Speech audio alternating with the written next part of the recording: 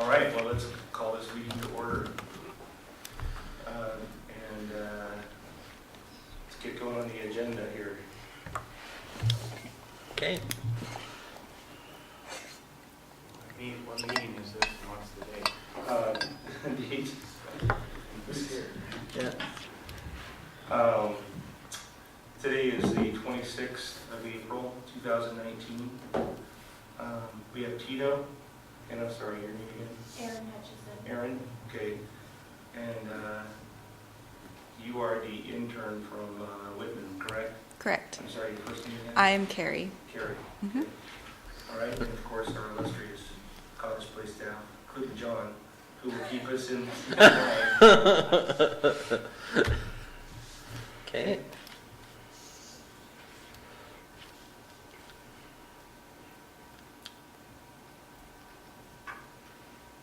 Okay, first item to vote on will be the consent agenda, which will have the agenda for this meeting, minutes, and then excusing a Jim. Okay. That's great. So let's, I'm having a hard time getting my agenda up here. I think the computers are probably not working properly. I've called IT.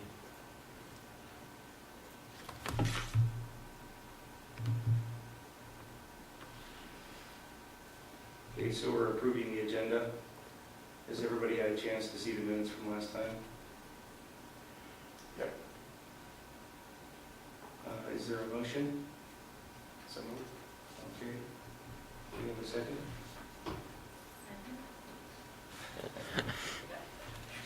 All right, we're accepting the minutes from last time.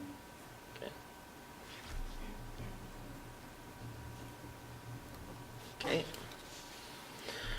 Well, get into new business. So, as you know, Tim Payne unfortunately is leaving us to go over to the Freda School District.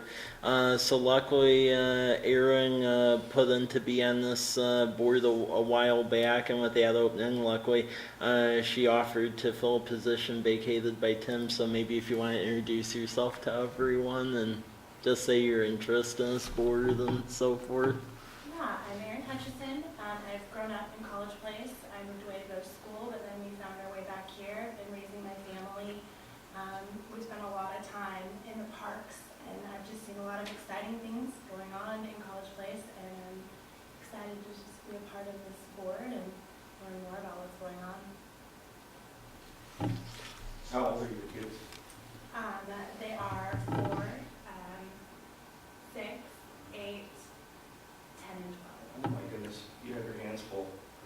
I think this is really good for somebody who is a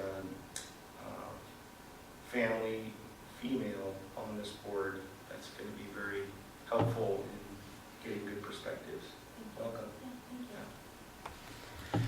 How did you get here at 8 o'clock in the morning with that many kids? Yeah, no kidding. It is a feat. Well-oiled machine. Next agenda item is the recreation plan progress, and you'll see 2 items there. One of them is that recreation plan survey whose structure was approved the last meeting, and it got a pretty good amount of responses, about 98. And then there's a draft of the recreation report. So with that, I'll turn it over to Carrie. Yeah, great. So thank you. And also a thanks to Mike for finding the connection through the school system, and that it really greatly increased responses on the survey. And so maybe we can, let's have the draft up. So if we scroll down, I have a table of contents which kind of is factoring in as an outline of what the report will cover. And then there's a pretty brief skeleton. There's a good draft and write-up of the survey of residents. But I wanted to look at an overview of the project as well as a write-up of current programs and events and how those are currently sponsored and put on during what times of year, so we have a good overview of what current offerings of College Place has. as well as going through similar programs in cities. So write-ups of Liberty Lake and Toppenish right now is what I'm planning on doing, intense write-ups, as well as attaching an appendix with what Toppenish can hopefully send regarding their budgets and their programs, as the split position in Toppenish with the school district and the Parks and Rec director was of particular interest in past board meetings. So making sure we have those materials compiled in this report and attached, as well as looking at the survey of our own residents in College Place, and including relevant charts and graphs, and then a summary of all of these things and future directions. So there is a brief skeleton scrolling through of what this report will be compiled by, and some of the formatting. And I'm interested, especially if the board has an interest in other cities that we talked about. I can include summaries of all of the cities that we called, or go primarily in depth on Liberty Lake and Toppenish, though I can, of course, include all of the cities that have been called just for the sake of preserving that knowledge. There are also several charts attached just to help illustrate. Sometimes the survey findings can get a bit dense, so there are several different included graphics to illustrate the different findings in respondents' desires. Yes, and so this report will be done by the time I graduate May 19th, but I'm planning to get it done that week before. So I'll be working with Mike on checkpoints, but to get feedback from the board, maybe even not necessarily right now, but in the future. I wanted to include the board on this, of course, as this will be hopefully a tool going forward, or at least a point of reference about what other cities are doing and what the current needs of College Place are, according to this survey.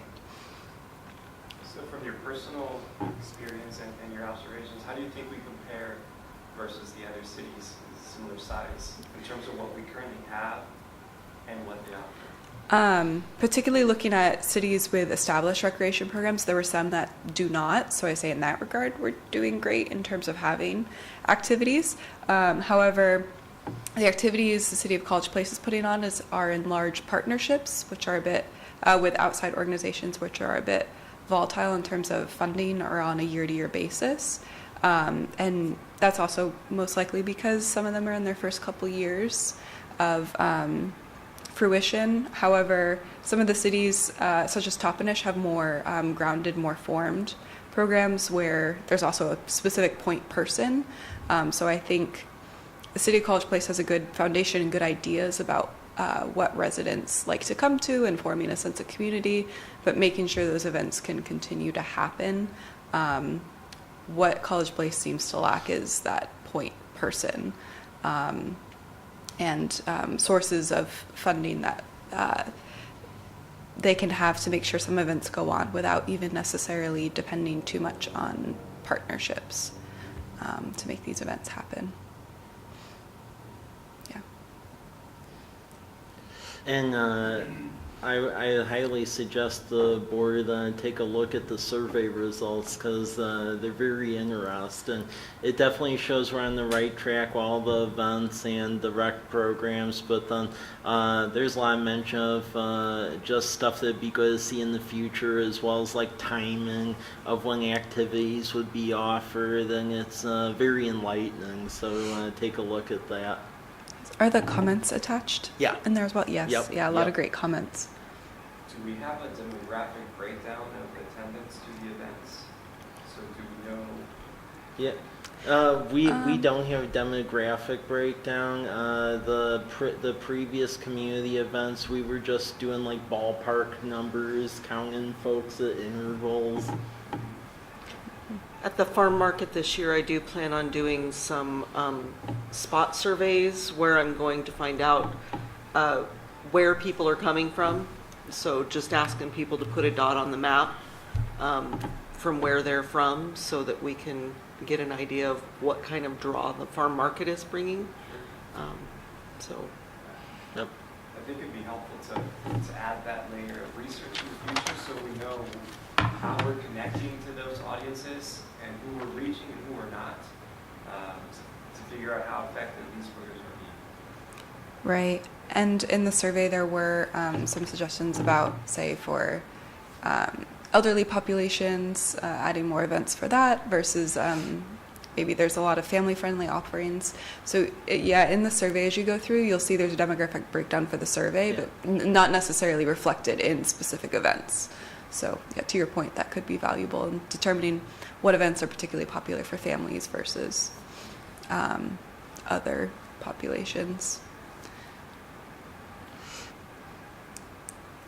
Yeah, I'd say look over information, and then as you have ideas about edits or things to add, let Carrie and I know, and we could incorporate that. Yes, and I have a College Place email too, Yeah. so you can find me in the directory as well. Yep. I would think including a summary of the other cities, including that in there. Yeah. Mm-hmm. For All of them. just like you said, preserving the Right. research. Making sure it doesn't go away. And I think the council would appreciate knowing, having a really broad Right. view. No, that makes sense. Mm-hmm. When it comes to the survey, are there standout items that you think would be helpful for us as a group to focus on? A specific event or some aspect of parks that the survey was helpful in pointing to as areas of need or could use more attention? I think there was mention of a desire to see youth sports leagues. That was reiterated as well in the comments, as well as highly indicated in the survey items. I'm not sure what question to point you to, but there was indicating desire to attend events, and there's a large desire for youth soccer leagues, basketball, as well as softball was indicated in the comments. So I think there is a great desire to see youth sports because I think primarily those families have gone to city of Walla Walla to participate in those because we see one of the highest percentages of participation at Walla Walla or through Walla Walla versus through more local recreation providers. And I think it's also valuable, question 13, to note that Facebook is a really effective way now to get information across. Though in the write-up in the report is a pretty good overview of the standout points. But, and I also hope to note that this survey was also posted on Facebook and shown through the school district. So the large majority of people filling these out will either be people who spend a lot of time on Facebook. I'm not sure what demographic that would be, but parents often of elementary, middle school children as well. So that's something to consider, but then also showing up a lot are youth sports leagues, youth activities. Mm-hmm. So Mike, what's the plan? How are we going to act upon this information? Yeah. Well, I mean, really, it just becomes a budget priority, and then it's also working with whoever a new person is at the school district, because in talking with everyone, the way forward sounded like was doing that combined position, since it sounded like there was available time at the schools to have that combined rec director position. And really at that point in time it just becomes a budget priority, and I believe with this community input, especially from the survey, I mean that provides a fuel to show the people are definitely receptive to the activities we're having and want to see more of that in town here. Yeah, so I think it's a combination of that, and then I also think on some of this stuff, it's even collaborating with City of Walla Walla if they want to have an activity or two over on this side of town and throwing them a couple bucks for it. And lately I've talked with them and it seems like they're receptive to that for next year. So we're going to have those conversations after the summer to see if they want to get on board that way as well. if we're focused on a specific event, it seems like concerts would be a good, Yeah. A good first step. Yeah. Actually. There may be one food trucks. Yeah. Well, the foot the foot Combine the those two, Yeah. the using foot superpowers.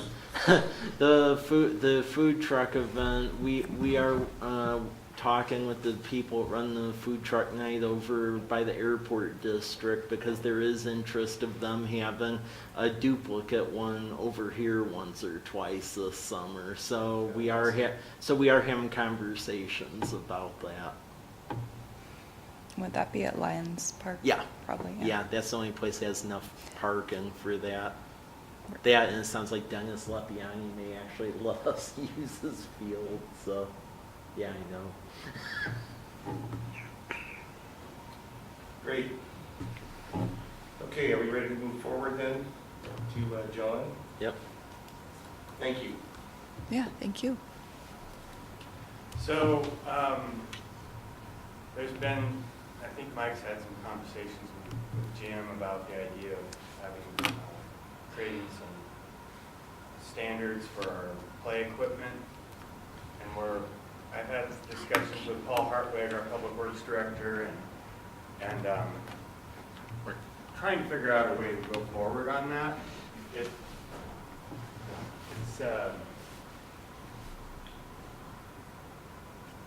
there's so much out there that it's not like picking a park bench, like you guys reviewed street furniture and park benches and stuff like that, and made a Oh, recommendation here we go. on It's coming. for products to include in their standard specifications.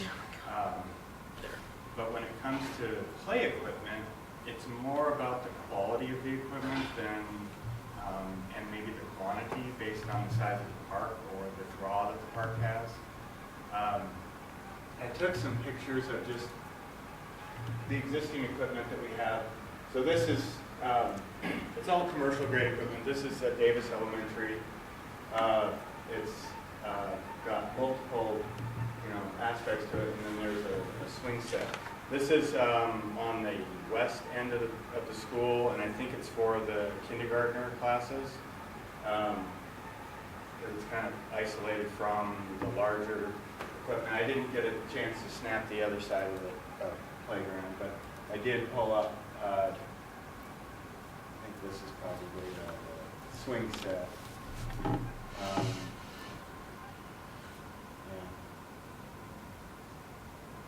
And then I snapped pictures of the play equipment at Kiwanis Park. It was given to us from when Davis School was being rebuilt. They had to pull up their old play equipment, and it was only a couple of years old. So, and the park itself didn't really have play equipment. It had some old, some of you may remember the little cast aluminum animals that you could ride on the springs. So Featured in so many failed YouTube videos. yeah, probably, yeah. And the equipment that we have at Kiwanis Park is commercial grade. So I believe Jim had some ideas, and so it's unfortunate that he's not here to contribute to this, but we'll, of course, pick his brain. So we just wanted to start a discussion with you.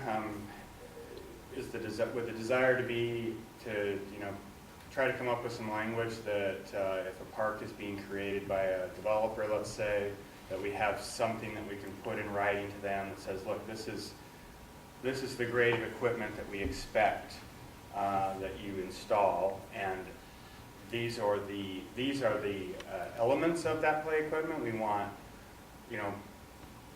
based on the size of the development, we want swings, and how many swings do we want, and we want slides, and we want monkey bars, and whatever.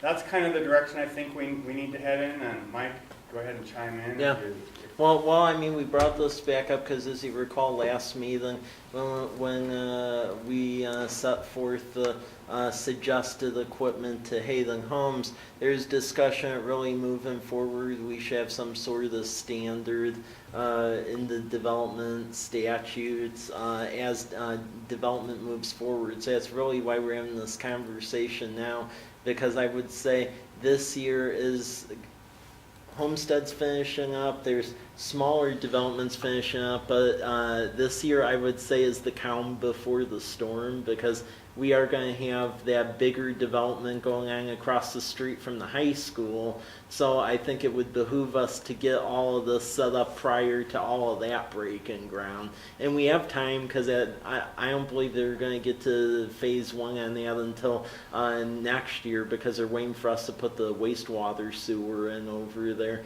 So there's time. But I think it's important we have a standard. John, are there other community standards from other communities that might be helpful guides rather than reinventing the wheel? we haven't done that research yet. I would assume, but it's hard to say. We're talking. Like I said, I talked with Paul Harwood, who kind of manages the standard specifications along with Robert Gordon. They weren't familiar with any sort of generic language that you could even include. So I'm also going to reach out to some of the industry that makes the higher end products and say, hey, is there, what's the terminology that you guys use to describe the quality of your product versus something that you could buy at Walmart, let's say. It's too bad Jim isn't here. He may have some knowledge of Yeah. what Wallow has. And It may be, we can talk to Andy at Wallow and see if they have suggest something.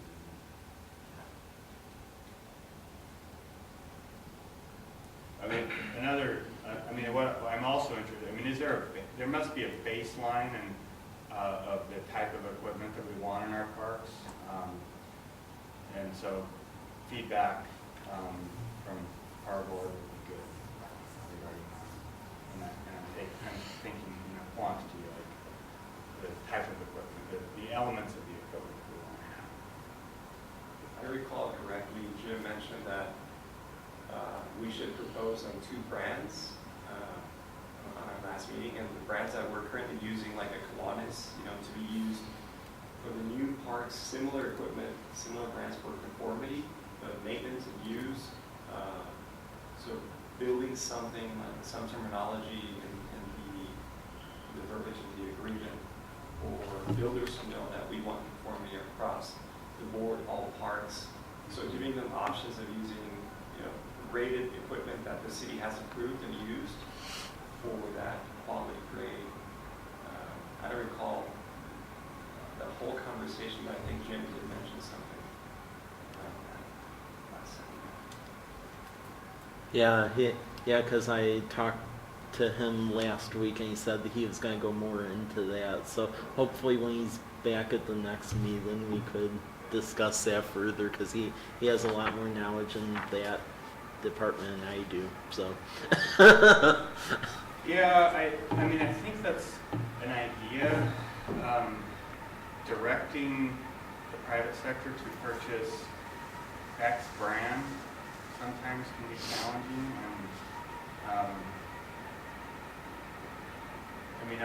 Even within our own projects, we will specify X brand of light fixture, let's say. And we often give them the option to provide or like or similar, and then as we go through the bidding process and whatnot, we have to approve whatever they're providing as a substitute. It has to be similar quality of product. But, that could be a good step. And, Yeah. This is the baseline of equipment that we deem acceptable if we used it. And then as long as, if they don't want to go with that product, that's fine, as long as they are willing to provide us with an equivalent. It could be a different company, but it needs to be the same product. That's really all I have. Okay. So the idea here is that we need, I mean, what might be helpful is to see what Jim might have. Yeah. Andy at City Walla Walla, and see if there's some adoptable current standards that are either for similarly compatible towns like ours or ones that are close by. Is that the idea? Yep. Okay. Yep. All right. So our next agenda item is movies in the park. Thank you, John. So with movies at the park, I included the poster which Lisa designed that looks great. We ended up with sponsors for 3 movies at the park so far. They'll be at Lions Park following Farmers Market, so basically when it gets dark out. So June 27th, we'll be showing We Bought a Zoo on our inflatable movie screen, and then the high school FFA club is having a petting zoo that night as well over there. And that's sponsored by Banner Bank. July 25th, that movie will be Firehouse Dog, and that's sponsored by Cascade Natural Gas. And then on August 22nd is Mr. Popper's Penguins, and that's sponsored by Meadowbrook Plaza. So they'll be immediately following Farmers Market on those nights down at Lions Park. And there is one newer version of this because we added Sportsman's Warehouse is going to be at the park again for all 3 of these movies with fire pits and s'mores. So. Also, we should be able to start the movie at dusk instead of having to wait until it's pretty much dark, because we're going to upgrade the projector, all the brighter bulb on it. So that'll be nice. Yep. Everybody's kids' bedtime will be preserved. Well, I don't know about that, but at least. And we're looking at, we've got the petting zoo secured for the We Bought a Zoo movie night. We're looking at similar type activities during the market for the other movie nights.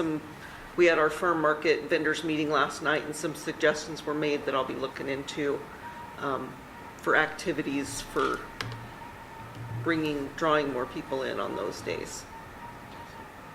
What does the vendor sign up look like compared with last year? We're sitting at 20 signed up, paid right now, with about 4 or 5 more on the hook, and we're in communications with several others. So, How does that compare? to last year, I think it's pretty similar to at this point in the year last year. A lot of people end up signing up just a couple weeks before. So the signups have started coming in more frequently. So I expect it to climb. By the end of the year last year, we were at 54, but not all of those came every time. On average, each market week, we had 20 or so, 20, 25. And right now, of the vendors that we have, our lowest commitment date is, I think we'll have 15 that have committed to being there. So that's the smallest amount of vendors that we will have at any one market day, with the ones that have signed up so far. Are there a lot of new ones from last year, or very similar to where we were? It's a little bit different. Quite a few of the ones from last year have signed up, but we've got some new ones as well. Good. So, yeah.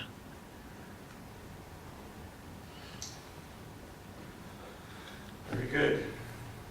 Okay. All right.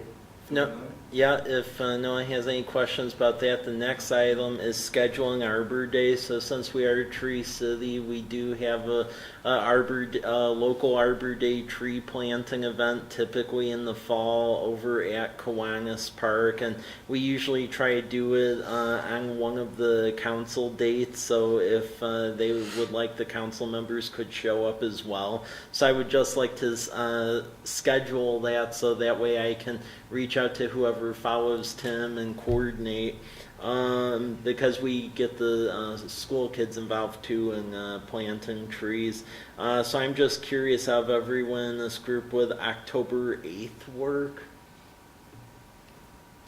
Because typically when we do that, we usually do it around like 10 a.m. Down at Kiwanis. What day of the week is That would be a Tuesday. Tuesday.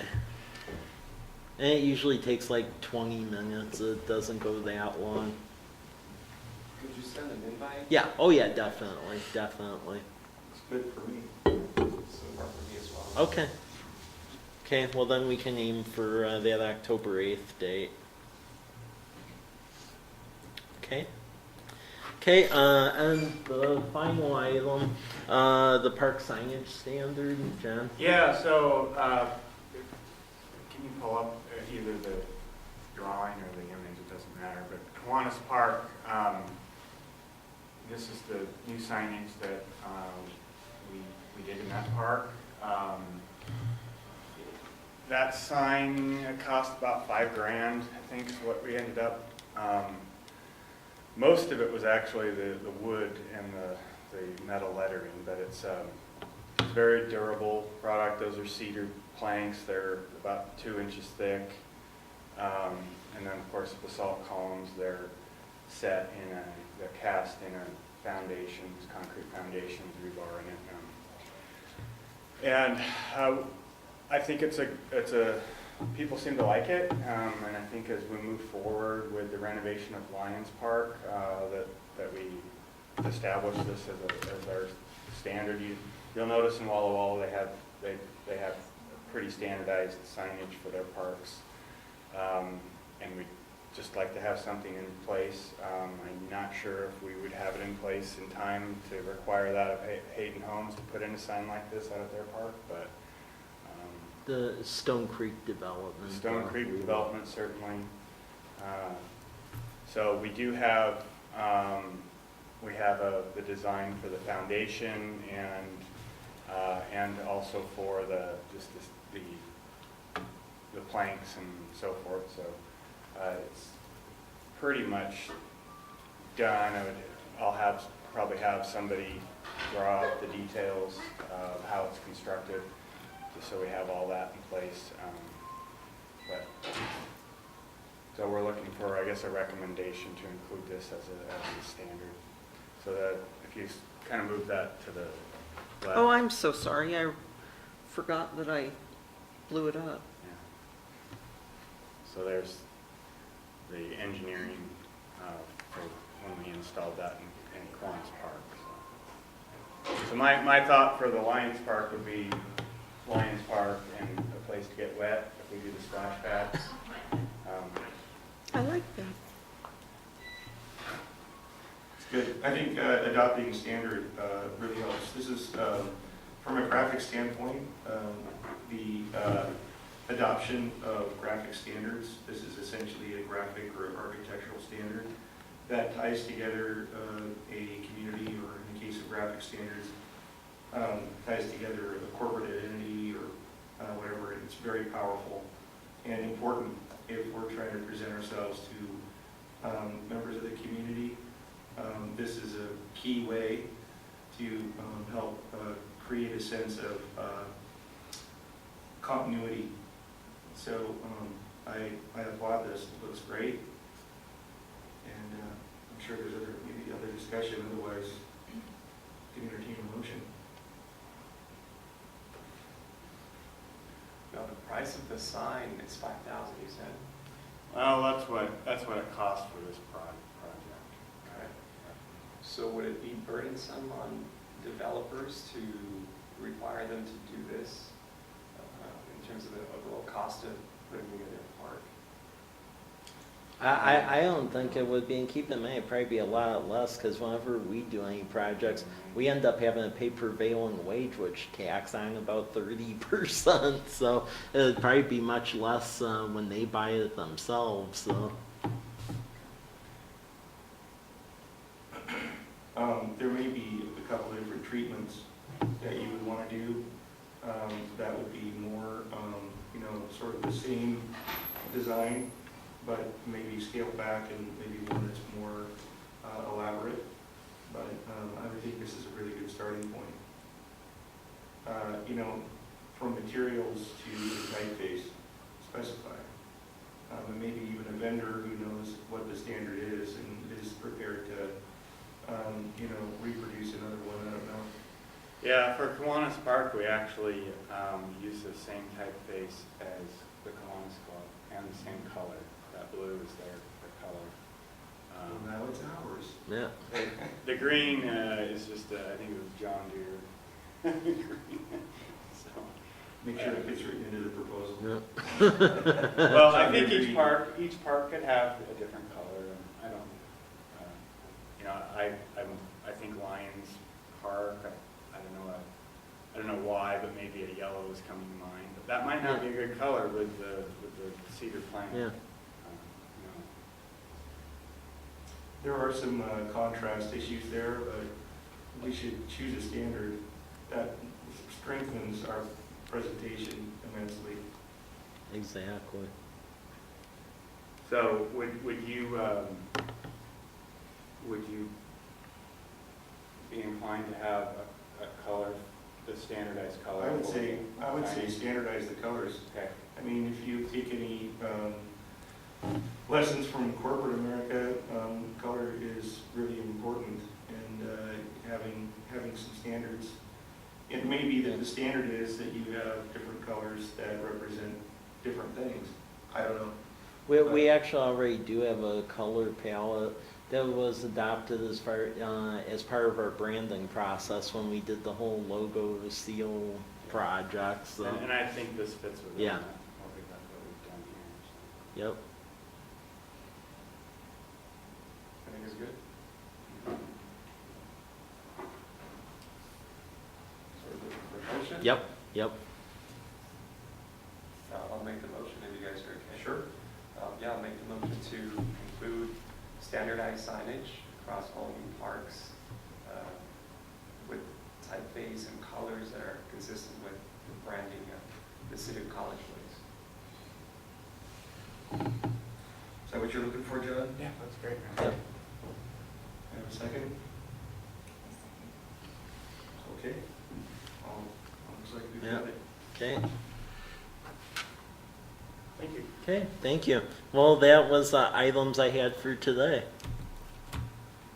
All right. Is there any further business, or are we ready to adjourn?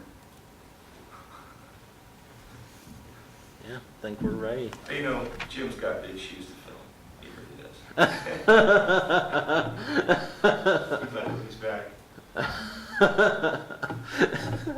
So, we're ready to adjourn? Yep. All right. Okay. Thank you. Is there a